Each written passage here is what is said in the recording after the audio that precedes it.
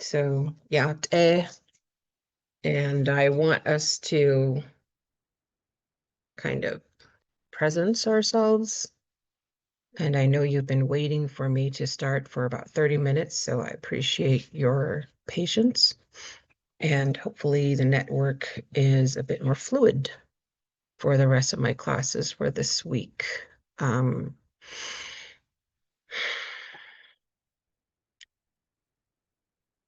So, to presence ourselves this morning,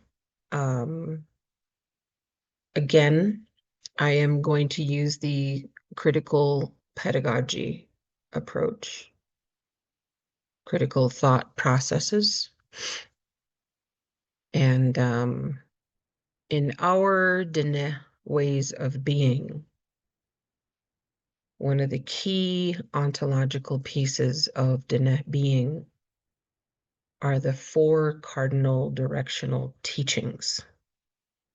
So, Ha'a'ah, which is east, has to do with Ntsahakis. Shada'ah, south. Nahat'ah.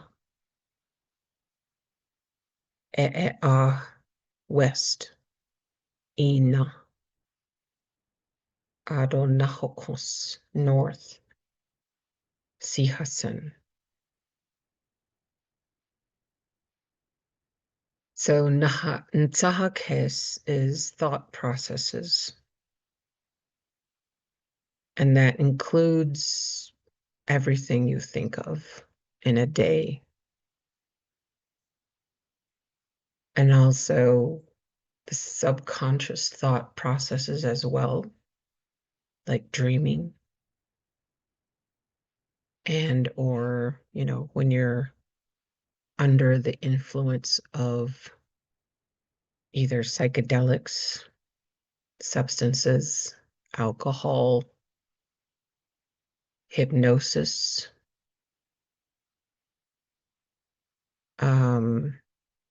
anesthesia when you're in the hospital. So those are all examples of subconscious thought processes, which means they're not really connected to decision-making processes.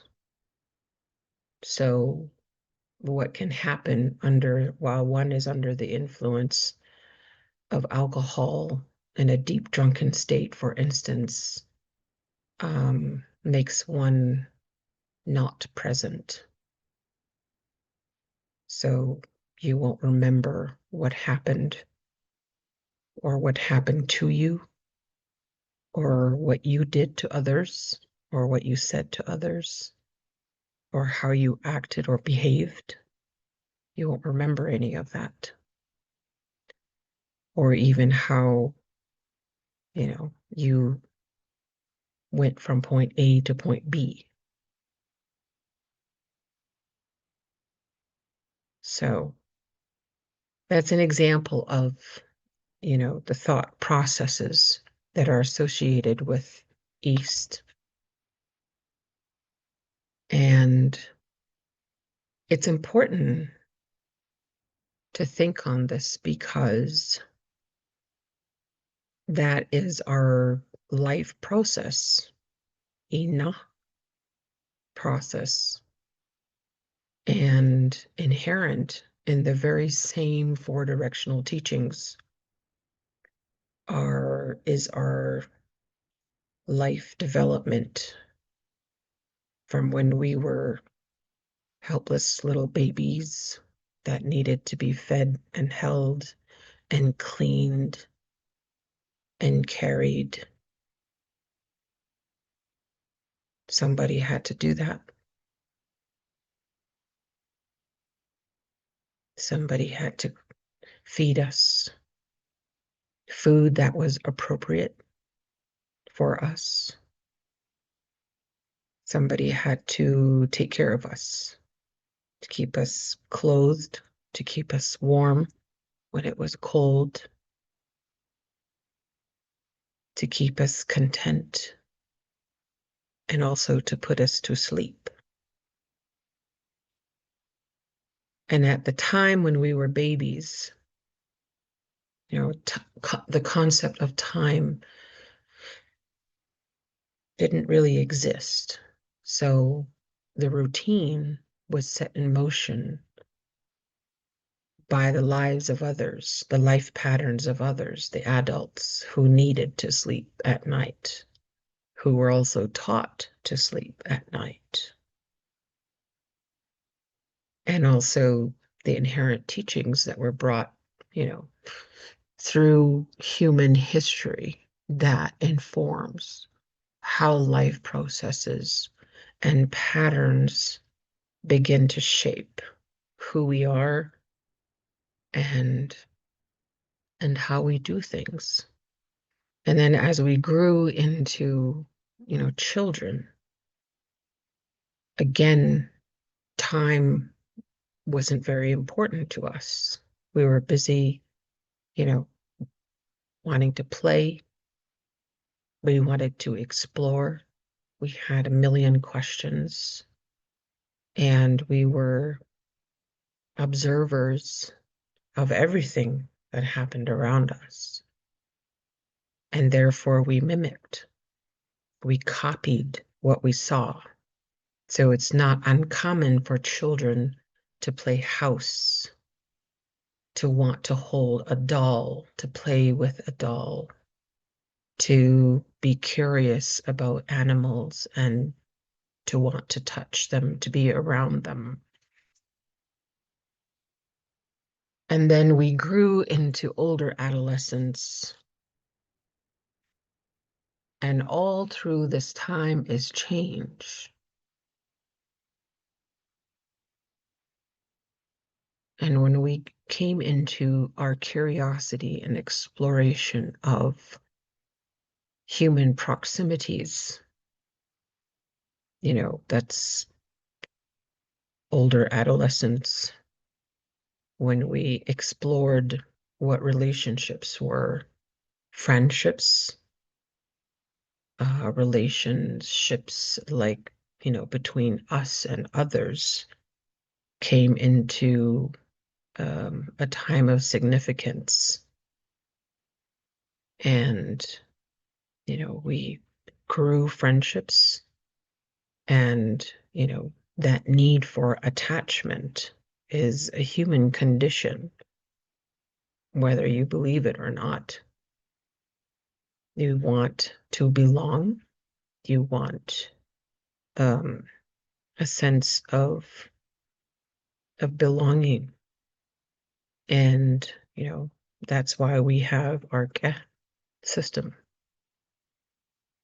It's to satisfy that need of belonging and to adhere to the roles within and clanship systems.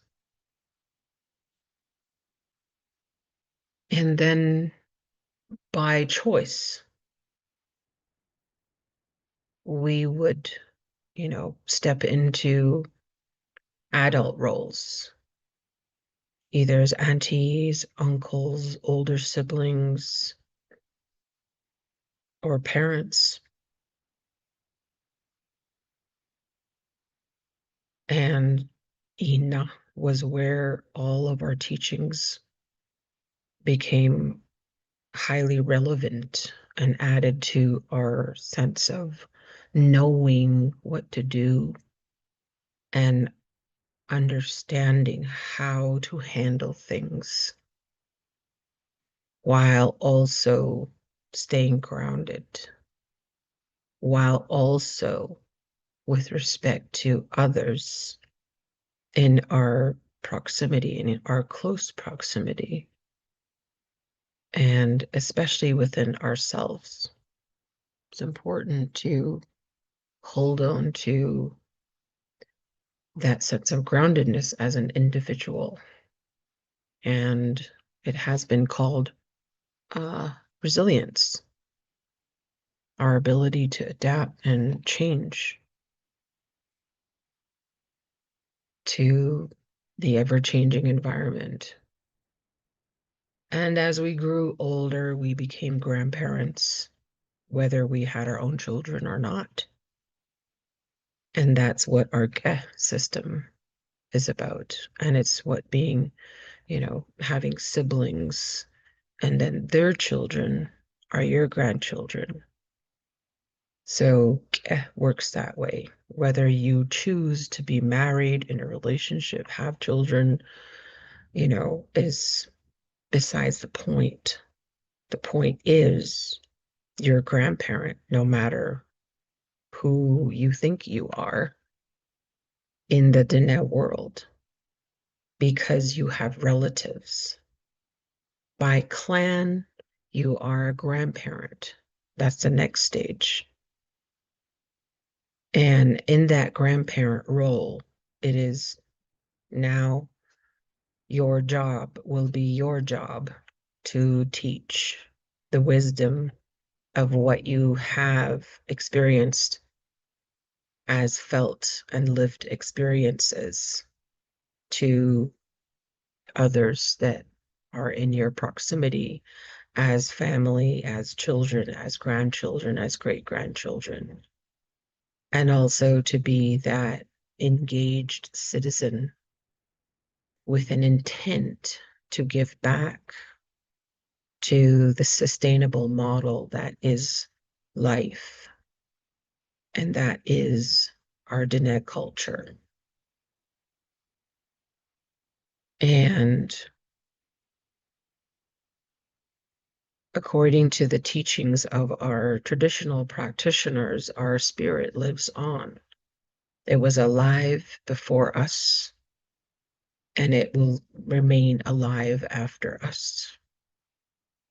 That's our spirit, Hisazini. And our bodies, unfortunately, thankfully are biodegradable. Is returned to Earth once it expires, by whatever way it does expire. And we do have a significant effect on, on our lifespan. And some of them, some humans in other instances, because of genetics, you know, for them it doesn't come by choice. So some hereditary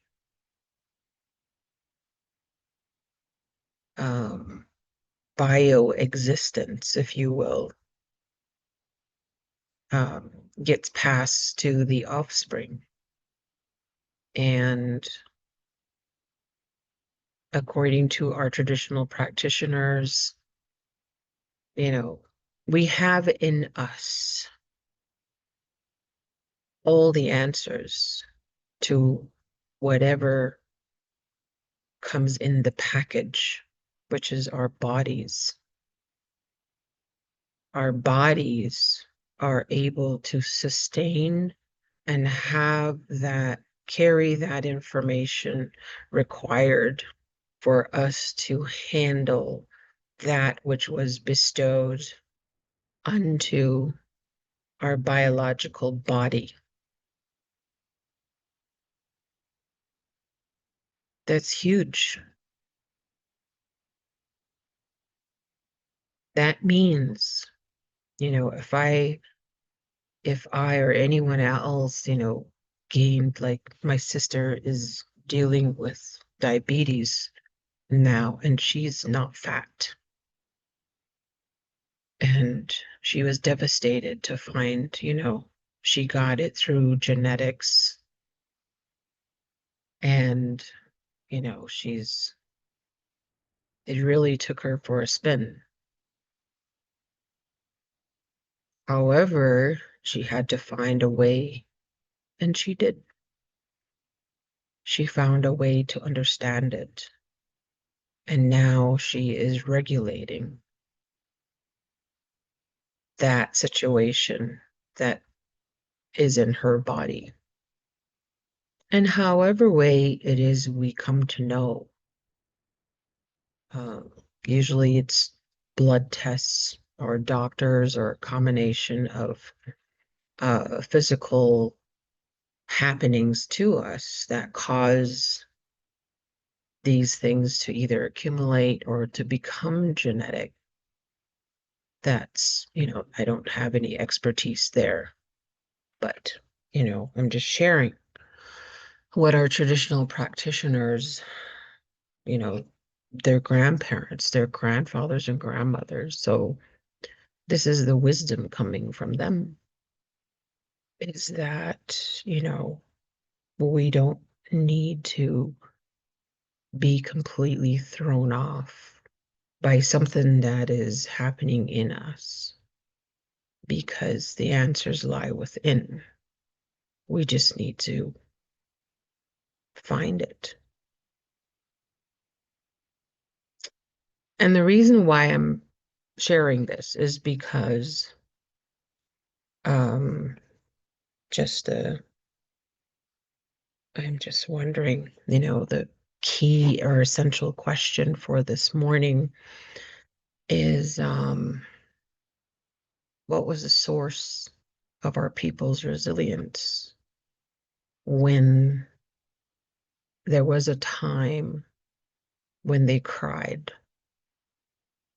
There were many times they cried, but this is one of those times. And Marilyn Help, I wanted to focus on her um, quote here. And she said, I think my people really got hurt by the livestock reduction program because they are really close to their animals. Our people cried. My people, they cried. They thought this act was another huelde, long walk. They asked the government, why are you doing this to us? What are you doing? You gave the animals for us to use, and now you are turning around and killing our livestock.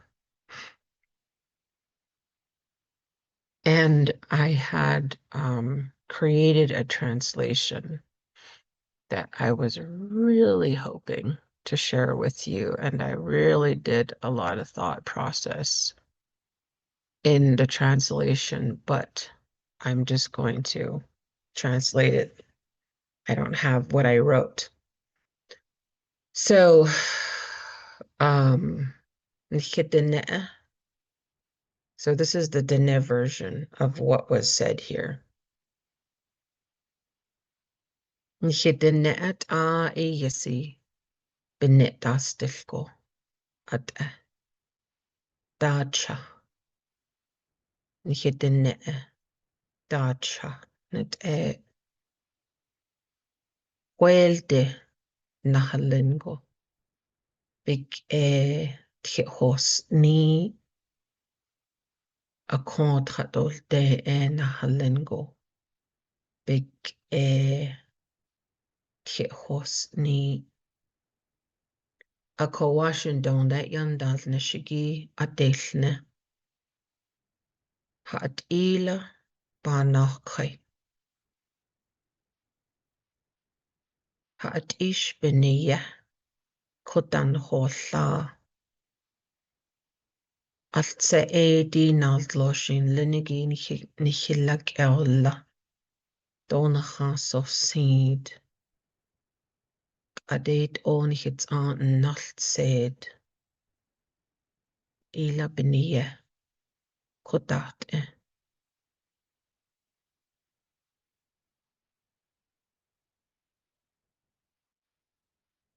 a kodinal loshi gi dilzen go nalia chala jo denen linigi alt yedissen ina bi salashi alltså yedissen ina beded igi naltloshi dot bi hollo adol naltloshin lenigi jo nichit yan at e llato I da do llato ben hitra yahot e ase shinahalan. So that's kind of a holistic translation. But when you hear it in your own language, it hits different. It has deeper meaning than it does in English, what's written here. So English is just a language for communication. It's not a language that informs. It's not a language that informs actual resilience in life because of the noun-based approach that it has, which objectifies everything. Our Dene language, on the other hand, is a verb-based language. So the verb stems are all associated to process and development and conceptualization processes, which has to do with coming to know something by way of what's hidden in the words. And every word has deep meaning. And for that reason,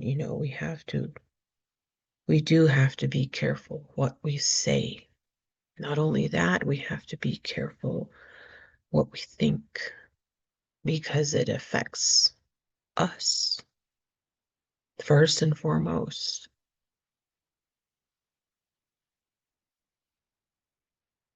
And then when we are affected by something in such a way, then, there's a reaction. And in this case, there was a sense of helplessness.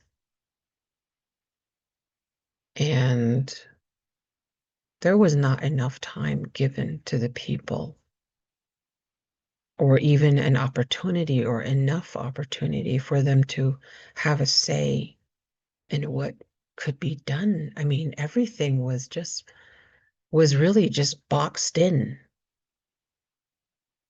And when you think back, there could have been innovative ways to take care of this issue, but because the government othered the Diné people and corralled us onto a reservation, it became a Diné Navajo problem that needed to be taken care of on the spot. They didn't think outside the box. Nobody did. Because that's what happens when people are in traumatized situations. Everyone was traumatized at this point. Even the perpetrators were traumatized, but that's besides the point, it seems, even to them. The ones who were dumping the sheep into the ground and covering them while they were still alive,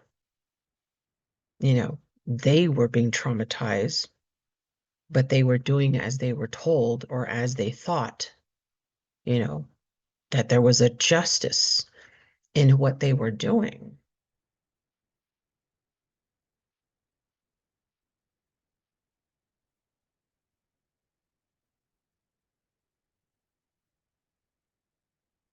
So it was yet another atrocity, where the people were again subjected to a limited resource. First, it was land. There was, no more migratory patterns, no more, gathering medicines, having that freedom to gather medicines and to hunt and to migrate and to visit and trade with other tribes. We all were put into one spot where we had to stay, like we were fenced in.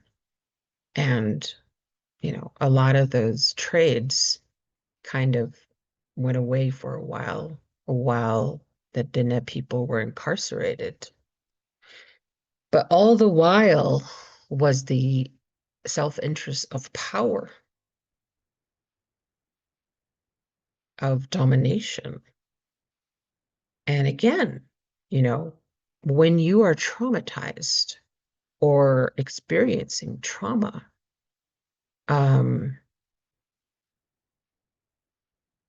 you're this is where your inner instincts of, your primitive inner instincts come to the surface. And sometimes it doesn't look pretty.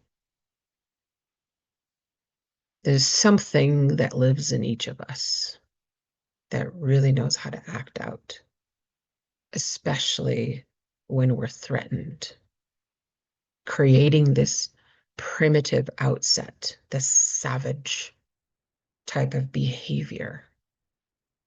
That's a human condition. Yet, in this instance, there was a perpetrator and there was a victim.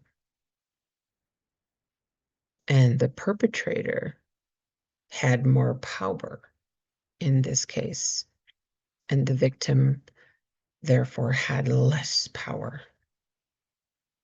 And because they were being subjugated through horrible act, their inner primitive being came out, which just further affirmed, oh, these people need help. They need to be controlled. They need to have some kind of a system put in place for them that they can function by, because right now they are a lost people who don't know what to do.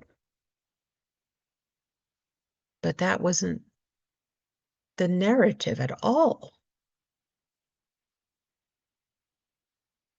How did Diné people survive the land and lived in some semblance of peace with the tribes, even in the nomadic, you know, before there were the 13 colonies, before colonization plagued over the land? They were living, they were flourishing, they had crops, they had homes, they had self-governance, they had clanship systems, they had stories, they had a culture, they had a language.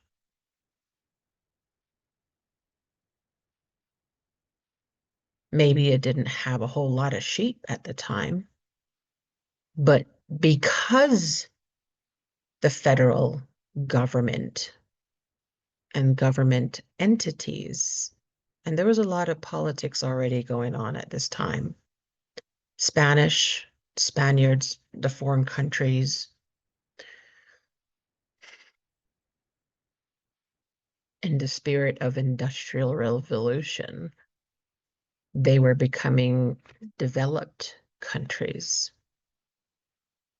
but all about money. And to this day, there's a lot of underdevelopment. And it's like, all right, now that there's enough money in the world, um, who gets to have it? Who gets to spend it? Who gets access to it? Now money has become the new sheep to our people. Money replaced sheep. And now that everybody is money-minded, we are so easily manipulated by it. So we are just as bugs to light, sadly, whether you want to believe it or not. So where in that is our sense of resilience and our ability to stay grounded in a sense of sanity that allows us to have a sense of peace or hojo? How do we access hojo? How do we do it?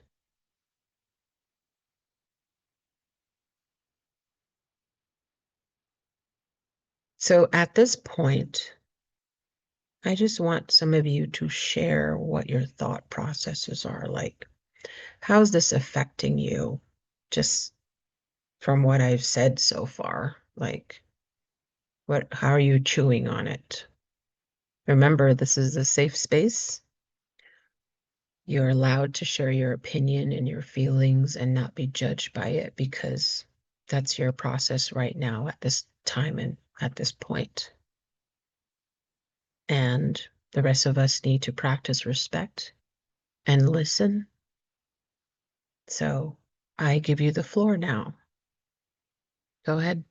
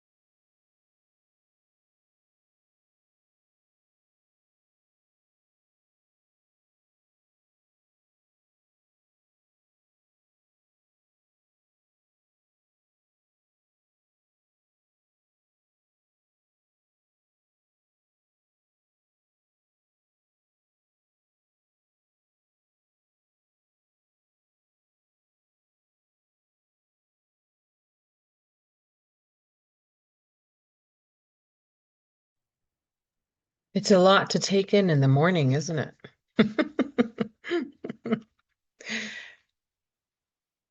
I think what you said about the money is really true. You know, we're easily persuaded by money, people. Everyone is.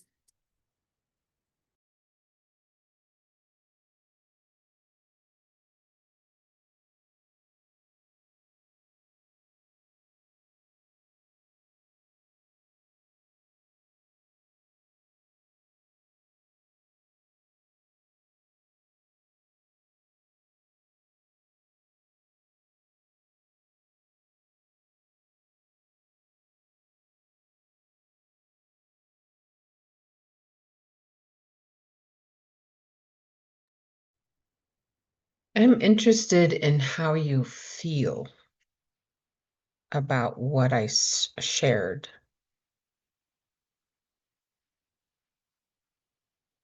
I'm thankful, you shared a realization, which is good.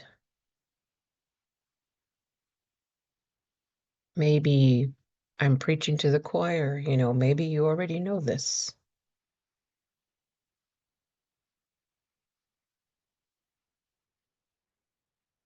But at the same time, every time I talk about history, it angers me, you know, and I don't know if you can hear that in my tone, the way I say things, but um, I would love to sit with some elders, and just talk about some of these things. What's not written in the text. I want to talk about what they experienced, what happened in their homes, how it affected them. So this is what this, beginning is about. It gives us a glimpse into some of the personal type of experiences, but not quite the truth of it. Because sometimes, when a book is being edited, like I said, the really raw stuff is taken out because, you know, I think people probably think, this is TMI, too much information. So I can't wait to dig into um, Jennifer Jeanette Dill's book. So we're going to read an excerpt of it here shortly. So um, I do understand that a few of you are listening in, so thank you so much for joining us today. And let me do a quick, I'm going to do attendance. So let's come back at 10:15. And what I want to do is I want to read this because I know not everybody has had a chance to read it. And I know it's very short. And I kept it very short because I wanted to also rehash the reading, and I want to see what you're getting out of the reading. Like, how are you synthesizing the information? And, you know, the way you're synthesizing the information, I'm just wondering, okay, this is maybe a bad assumption, but I'm just thinking, maybe it needs a little bit of guidance. And what is that guidance that's needed? That's what I want to find out today. How can I guide your understanding of what you are reading? And, if you can help me as we read this, you can put in chat, questions that you have as we read. You can say, like, I don't understand what that part means. What did they mean by? And you can choose a quote if you want. Or, how did that, whatever questions you have, I want to hear your questions as we're reading it. I want us to kind of explore how we connect to the text. Okay. And I want to help you understand on a much deeper level some of the power manipulation at work here. So let's take 10, not 10, less than 10. So be back at 10:15. I'm going to start recording. Take a break. So uh,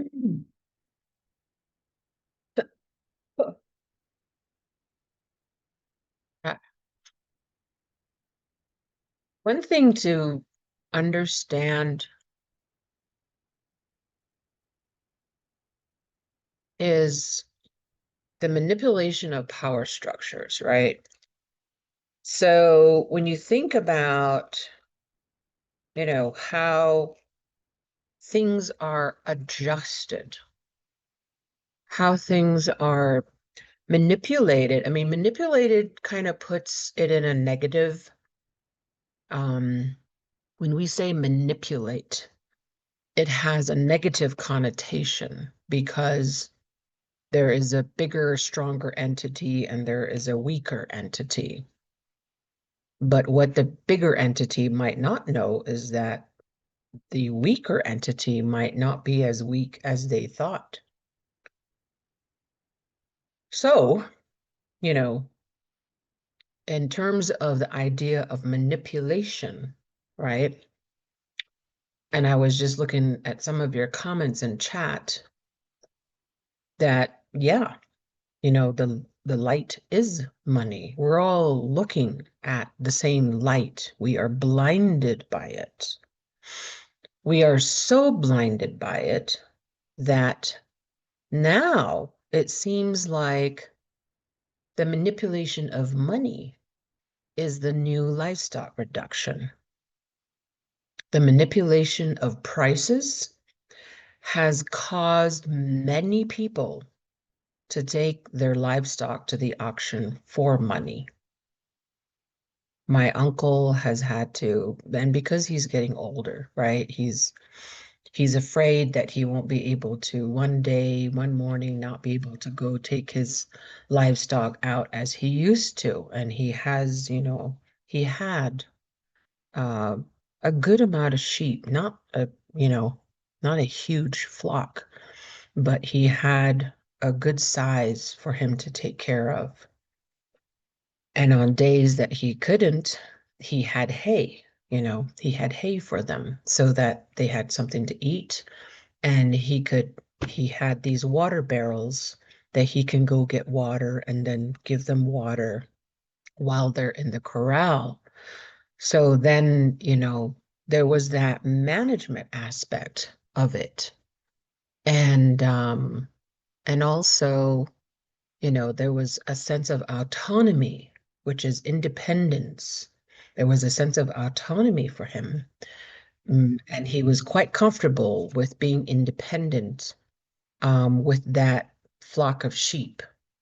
And so that makes me wonder, and think also it reminds me to think, how other things can be manipulated to cause us to do something.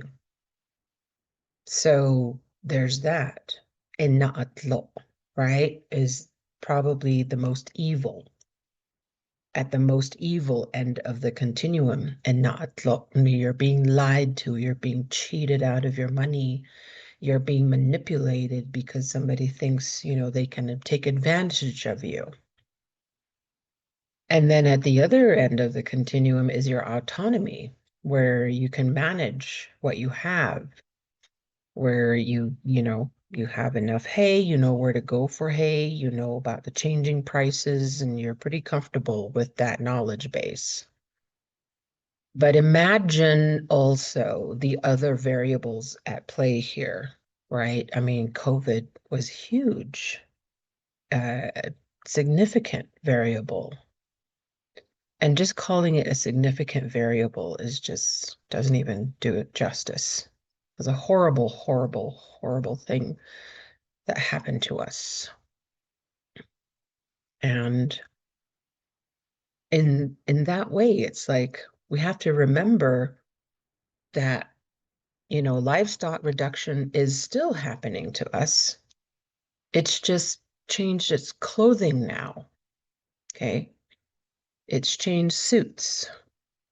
Now there are other ways of causing us to reduce our livestock. We feel that pressure and maybe also lack of knowledge. There's not enough youth who are interested in taking care of livestock. And so it's like, do I really want to take care of livestock? Um, is this what I want to do for the rest of my life? You know, what would my friends think? Um, so it becomes this trend oriented, like, are you ashamed of it?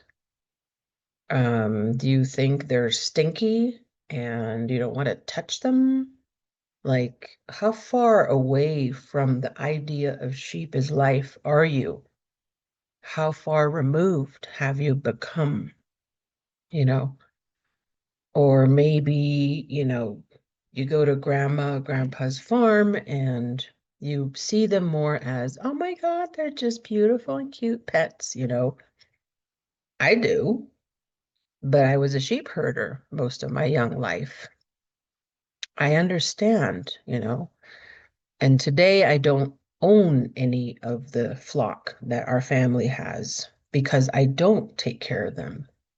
And those are the checks and balances of ownership for us. You can't just own goats and sheep and not take care of them. It doesn't work that way. So there is also that system, you know.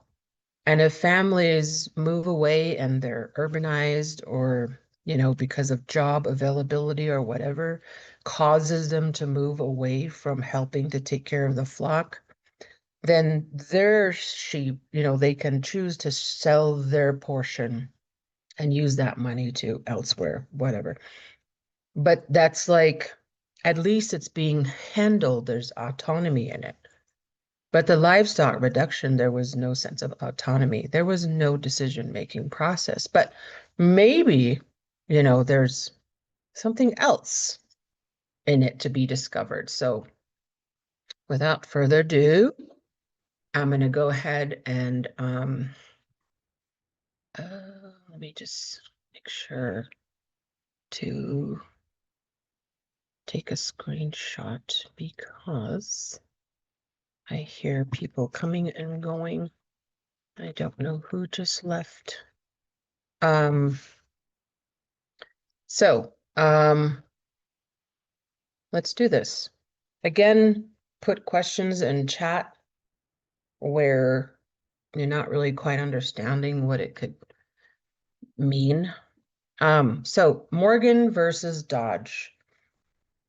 And we'll get to know who they are if you don't already know them. They were leaders for the Diné people. And I grew up in the midst of sheep herds, Buck Austin remembered. The first thing of which I became aware were my mother's and my father's flocks and herds. But all these things in that we once raised have been taken from us, he said. The blind man's daughter added, when I had a husband and a lot of sheep, I was happy. Then when it came my sheep's turn to be acted upon, they were all driven away from me. My husband said, you people are indeed heartless. You have now killed me. You have cut off my arms. You have cut off my legs. You have taken my head off. There's nothing left for me. It wasn't long before my husband fell ill, and at the beginning of spring, he died.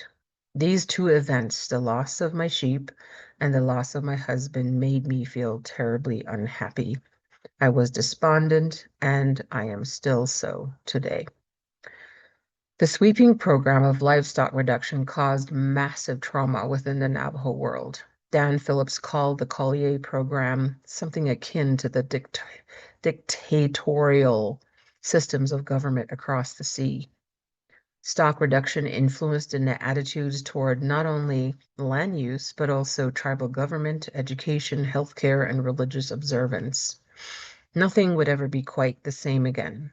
Conflicts between Chi Dodge and Jacob Morgan and their respective supporters helped shape the political agenda of the period. Morgan strongly opposed the idea of using royalties from oil development to purchase land for Navajos in the checkerboard region. He argued that investing within the existing reservation had to take priority. Morgan contended that too much attention was being paid to obtaining more land. He said he favored not more land, but more education and good homes for the people to live in where they can be happy. Morgan also advocated water development, more sawmills, new trachoma and tuberculosis hospitals, more physicians, better roads, well-equipped schools where useful trades and domestic could be taught, and placement of Navajo children in public schools where they can learn twice as fast as they do in government schools. As Morgan emerged as a prominent politician, he attracted criticism as well as attention. Opponents of Morgan complained about his off-reservation residence and his missionary activities. They chastised him for not owning any livestock and for his approach to land policy. Hola or Ola So and Kenneth Kirk wrote to the Farmington newspaper saying that they had heard Morgan wanted to become chairman. We know that the majority of the Navajo people do not want him, they retorted. We believe that the council should be free to act for our benefit and not be influenced by any missionary. Such criticisms angered Morgan, who believed Chi Dodge was orchestrating a campaign to discredit him. Morgan did not hesitate to return the favor. He questioned Dodge's use of power and even denied that Dodge was a Navajo. In a letter to Hagerman on May 20th, 1927, he charged that Chi Dodge and his friends were trying to put some of the educated Navajos out of the council. Morgan acknowledged that he worked out of Farmington, but that his work took him all over the reservation, where he spent more than 3 weeks out of every month. Then he went on the attack. I am a full-blood Navajo, and therefore I have the right of the tribe, and to help my people in every way I can. And I do not wish to see my people to be put under the thumb of a person who is not a Navajo. Chi Dodge has been trying to make himself a Kaiser and try to have an absolute power over the people. Morgan and Dodge differed on a number of important points. A member of the Christian Reformed Church, Morgan did not care for the Catholic Church or for the Native American Church. Dodge had personal and financial ties with the Franciscan fathers and was more tolerant of the Pieutists. Morgan married once. Dodge married 8 women, 4 of them sisters. Morgan owned no livestock and had little money. Dodge was a major stock owner and the wealthiest of all Dene, more of a regionalist, than a nationalist. Morgan believed that oil revenues should go to the area that produced that money. Dodge was dedicated to a Navajo nationalism and sought to centralize Navajo political authority. Such contrasts explain why the two men symbolize conflicting tendencies within Navajo life and why they and their opponents clashed so bitterly over the course of a generation. So, can somebody put it in a nutshell, like what we just read?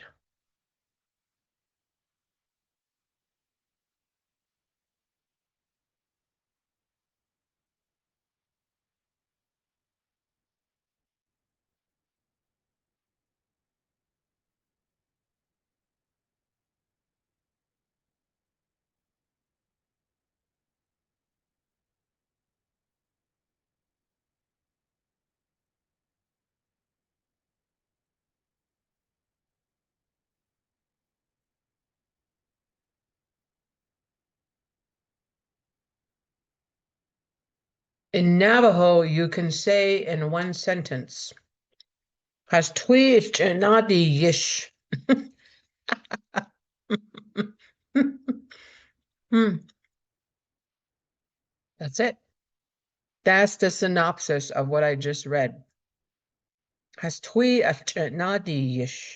That means that motion of, you know, they're acting like these peacocks, spreading their feathers and doing their dance or whatever.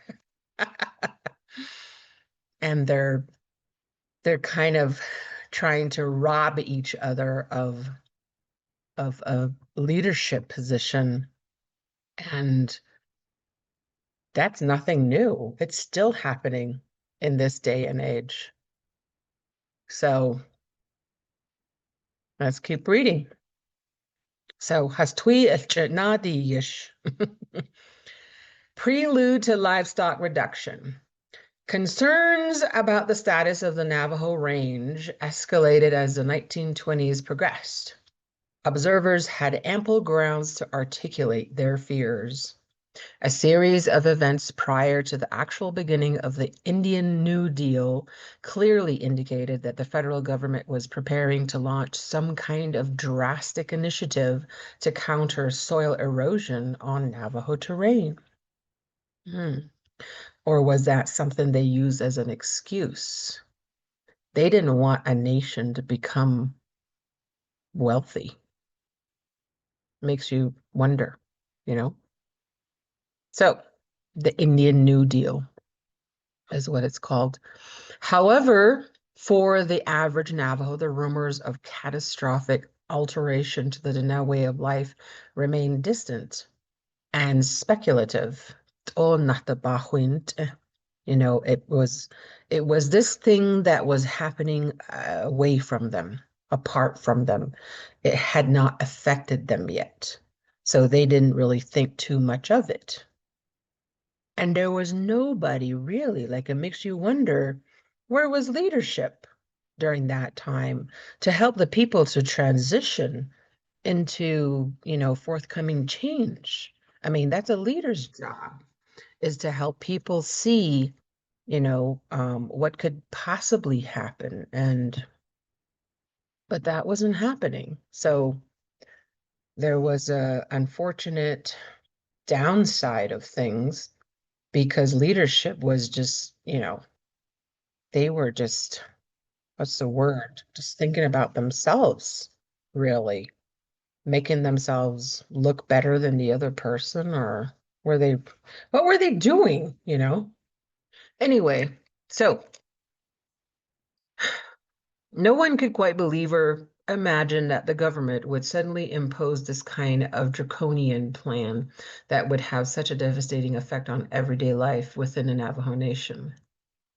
As Assistant Solicitor for the Department of the Interior, Felix Cohen later emphasized, no real attempt has been made to significantly curtail grazing on the reservation. On the contrary, Cohen noted, the chief motive of government work with the Navajos had been to increase herds originally introduced by the government in an effort to turn the Navajo away from their raiding propensities. Again, they are trying to control a situation, right? And the phenomenal increase of the Navajo herds from a few thousand head in the 1860s to over 1 million in 1993 is largely a consequence of the government's own efforts.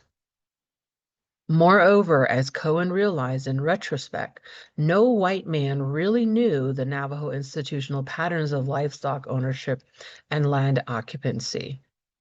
The situation was made all the more challenging by the difficulty of securing good prices for the livestock the Navajos were willing to sell, and the difficulty of altering a whole pattern of life based on family flocks supplying meat and wool to a tribe of weavers and meat eaters. Yeah, we are definitely carnivores of a fourth kind. So, during the 1920s, the federal government made several attempts to reduce Navajo livestock holdings. So the 1920s, that's 40 years, no, 20 years before it actually. So given, right, that in this day and age, it takes about 10 years to create significant change beginning to formulate, like 20 years without having done anything just makes you question, where was leadership in this? What happened? What was going on? You know, it was like, what happened in those 20 years was like an anesthesia. People were being busied with other things, so that all of a sudden when this livestock reduction happened, it's like, oh my God, like I didn't see that coming. Makes you wonder where the leadership was and how come this was a shock to the people and how come there were, like I said, how do you think outside the box, right? I mean, Could we have given some of the sheep to our neighboring villages and indigenous peoples? Why not? Could we have sold them off significantly, you know, and then, garnered some money from it? But again, the government wanted to keep us poor for a very good reason and still keeps us poor for a very good reason. So that makes you wonder. So during that time, through a program to eradicate sheep scabies,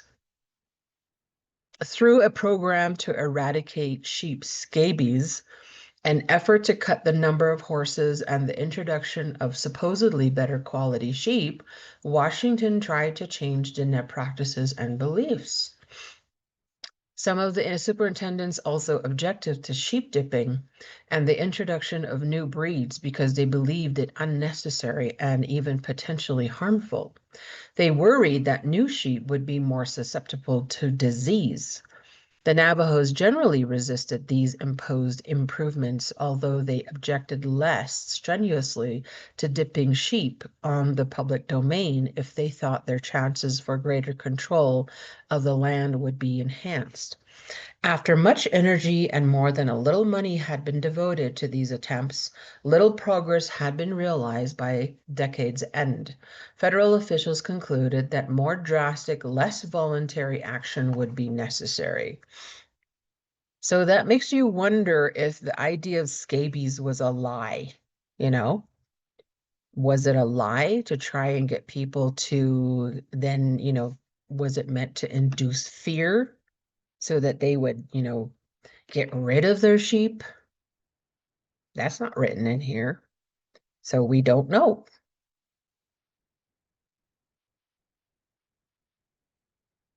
Frustrating, isn't it? So, at the same time, Navajo hopes for additional land went largely unfulfilled. Members of Navajo communities circulated petitions expressing their strong supports for adding land to the reservation, but to no avail. 95 Diné from the St. Michael's area, for example, sent a petition to the President of the United States in support of the drive to extend the reservation in the eastern Navajo country. The, the petition argued that this extension is necessary for us that we may continue to make progress. Again, the government does not want Navajo people to make progress. That's what's unwritten. That's what's not shared. So we just have to remember that. They want us to stay subjugated and they want to be able to manipulate not just us, but everyone. So the petition argued that this extension is necessary for us so that we may continue to make progress. However, unyielding opposition by Anglo stock owners, growers, doomed efforts to increase the reservation land base. McKinley and San Juan County ranchers continue to circulate the same petitions. Superintendent Stacher informed Special Commissioner Hagerman in 1924 that Governor Hinkle is unalterably opposed to the extension of the Navajo Reservation and will not listen to any argument, no matter how just or plausible it may be. The lack of sufficient grazing posed problems on all borders of Navajo country. After an extended consideration of the matter, additions were made to the Navajo land base in Arizona and Utah.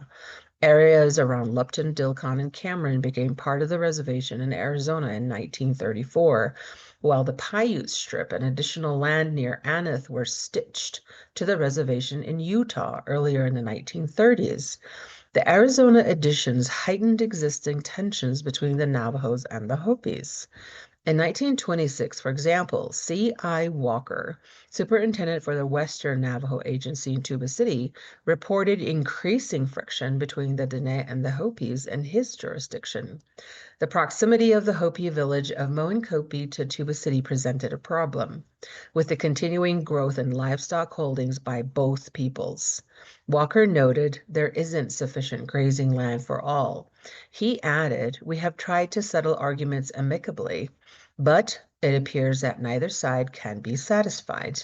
The prescient superintendent concluded that the matter was likely to be one of long standing. Without definite boundary lines, he noted, disputes will come up from time to time and bring about serious trouble later. The Hopis vigorously campaigned for extension of their own lands, which would have had the effect of evicting thousands of Diné. At a congressional hearing in 1932, Senator Carl Hayden asked what should be done with the approximately 12,000 Navajos whom the Hopis wanted to force off lands they had occupied for an extended period of time. Hopi statements reflected early mastery of the small, peaceful, settled, hardworking Hopis versus the large, aggressive, nomadic, lazy Navajo theme. Chief Salaftosh replied, "Clear them out to whatever territory you lay aside for them because we cannot breed right here in that little hole there with our stock cattle and farm in the district here. There is Navajos here and there are Navajos on this side and all around." Otto Vitu of Aribe read a prepared statement in which he maligned the neighboring Navajos.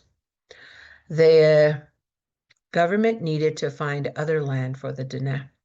Loma Vitu appeared unlikely to emerge as a cultural broker between the two communities or as an advocate of short sentences. So here the idea of cultural broker, like it came back to life, but through an indigenous lens.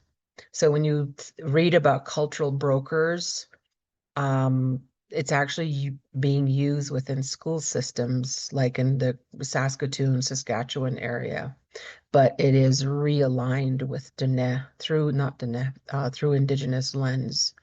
But before, the idea of cultural broker had an entirely different standpoint. So it was more of like, I guess, still a liaison, but more so to kind of navigate things among the people that were coming from the federal government, from the government. So cultural broker is a significant, just as Indian agent, right? There were people who became the footwork of actual, things that happened on the ground level. So, Nome Vito appeared unlikely to emerge as a cultural broker between the two communities or as an advocate of short sentences. He asserted, "It is more than we can bear to have these indolent and lazy people come prowling and congregating around our choice fields when we of miniature stature have stood the brunt of sandstorms, cutworms, drought, and burning sun with aching and blistered backs, to nurse one stalk of corn to maturity in this desert waste, while these tall and muscular people have spent time in visiting hogans, their groups of wives, for the government does not seem to mind that these people live in polygamy and gambling while feasting at their host's expense, having forced their infant children no sooner out of the cradle to tend their sheep and cattle while their women weave rugs to support their men." Wow. So that sounds like a jealous person. They see the fruitfulness that has begun to grow among the people, all because of, fertile land that they could farm. And there was grazing, which meant there was plenty of plant life, like, various ecosystems while they were, stuck in that little piece of land they had, which it was hard to grow anything on there. So the federal government began to employ a kind of carrot and stick approach in its dealings with the Diné on the land question. It exploited the Diné's need for more land in order to gain backing for more extensive efforts to reduce livestock holdings. The federal officials started to say, in essence, we will try to get the land, but the price you must pay for our campaign is to go along with stock reduction. News of this arm twisting did not go much beyond the members of the fledgling tribal council, which means it's still a baby at this point. Knowing how wildly unpopular any attempt at reducing livestock numbers would be among their constituents, council delegates made a logical political expedient decision. They decided to say little, if anything, to the people about these strange new demands coming from Washington. In the short term, it did not matter. In the long term, it meant that the Diné were not prepared in any way for the more intrusive, more sweeping attempts at livestock reduction that would be imposed in the following decade. See what I mean? So when I said, where was leadership? Well, leadership was still in that the inner child mode. I mean, this is literally like post-war, right? Vulnerability and trauma-informed decision making. It's better to stay quiet and not bite the hand that feeds you, right? When what they needed was somebody who took initiative into saying, you know, here's what is impending upon us as a people. What do you think? What do you guys think? What do you guys think? And why? There are some that have more livestock than others. Like, if leaders could just figure out a way to have the people themselves begin to understand how they can affect change. Something, there could be possible transitional um, spaces for them to actually begin to work together or adopt and adapt to some of the impending issues that, was inevitable, was going to happen no matter what. They just needed to be prepared for it. But in this case, they weren't. So there's a lot in that. There's a lot in that. Just thinking on the leadership aspect of things, there's a lot to consider. I mean, sure, we have heard from our leaders what they wanted to do while they were in leadership. And then once they stepped into that leadership upon being elected, they didn't realize that what they said was easier said than done. So now, they've done a deep dive and maybe they're lost. Maybe they get lost in the money, you know? Maybe they get lost in the money. It's so easy to get lost in money. And, with a government that is blinded by money is so easy to manipulate. I wouldn't be surprised if there's something being hoisted right out from under our feet as we speak, while our government is being a bunch of children at this point in time. What is happening? What is happening right now that they can't see, right? And those are some of the cautionary pieces of like in polity. And you're playing with fire when you use the carrot and the stick. Because with the carrot, it becomes this motivation for people to do more in some way. And then the stick is more like, you're whacking them from behind, getting them to move, to do something. So which do you use and how do you use the carrot and the stick, right? And in this case of livestock reduction, how could the role of carrot and stick have helped in this situation? What could have been done? And why and how would it have worked or not worked? You know? So I'm thinking at this point, the idea of the carrot and stick is very important. And in terms of the livestock. So in the 1920s, we're dealing with, needs for expansion. But at the same time, the government is like, we don't want to give them more land to create more livestock. We're already seeing erosion issues and whatnot. Like it's just, why are they so interested in our land, right? Maybe they always wanted to take over the land.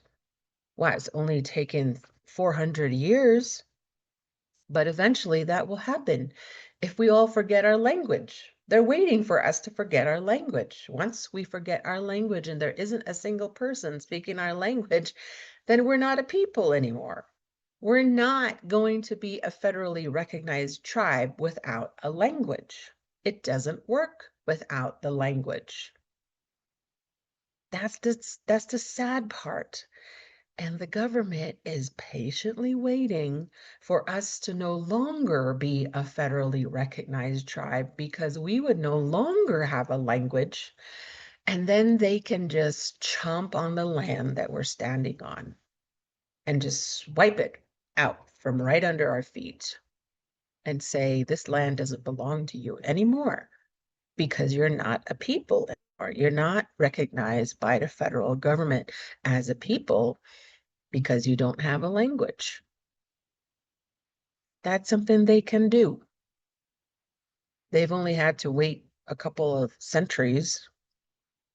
But, if you look at Eastern Navajo, right? It was expanded to some extent, but when you go there now, it is covered in oil fields. Covered. Our Deneta is sitting in oil fields. The whole place is just a web of roads where these oil rigs, you know, get visitations every day. And that's where people get the oil for their gas. And then we buy it from these gas stations, from these big oil companies. We're buying our own resources. How did that happen? Well, just so happens our government was asleep at the time.